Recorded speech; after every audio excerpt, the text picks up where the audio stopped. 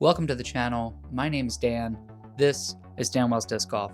Come along with me today as we build a lost and found disc return box for my local course here in Lancaster, PA. Now, the reason I'm building this box, love it or hate it, this course has been here a long time. Well, since 1983 to be exact. Since the old box is long gone now, people just leave discs at the local pavilion, and now it's a race against the clock to get it over there before someone else takes them. And I'm tired of that, so I decided I'm going to build the box. Alright, as you saw in the beginning of the video, I was jigsawing some perforated aluminum. That is going to be used as the sidewall for this, and I was just cutting some of this angle at the chop saw. You're looking at me welding up the base here, and these are going to be the uprights for the sides of the box.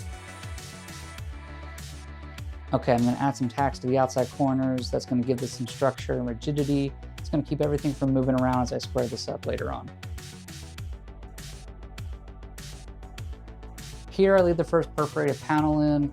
I thought I'd be able to tack these in place and then add some screws later on, but honestly the tacks are just blowing away the metal before I can really get some heat to it. So I'm going to have to abandon that plan. Okay, now that the frame is cooled down a little bit, I'm going to go ahead and burn these corners. My plan to attach the perforated aluminum did not go as well as I had hoped. I'm going to just end up through bolting that later on in the video. So a little about me, I helped out in the metal shop here for a few months, and that's where I learned to TIG weld. I'm not actually a welder by trade, so roast me in the comments. Look at those welds right there. All right, let's get back to it. From a security standpoint, I had to really think about how I wanted to add a slot to this box. I know that from the top, you could use a disc retriever and fish a disc out from the top. So to avoid that, this slot is going in the side of the wall.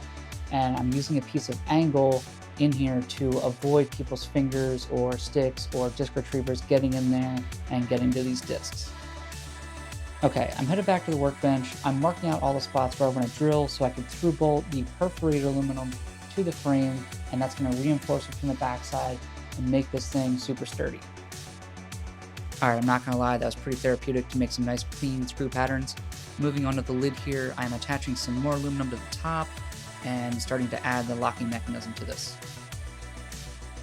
Alright, the holes are marked, the lid locks in place. It's time to add these sides. Let's put this perforated aluminum in here. This step took longer than I thought it would, but it was definitely worth it in the end if you ask me. Now before I wrap this up, go ahead and smash that like and subscribe button. Now let's take our first look at this completed base. I'm pretty happy with how this turned out. I have all the side panels on. Now you may have noticed that there's no bottom to this. Not to worry, this is going to get bolted to a concrete pad that we pour later on at the local course. Here it is with the lid on. I'm really happy with this. This cantilever's in from one side, drops down, and locks into the other side. Let me know in the comments what you think and if you would want to see something like this at your local course.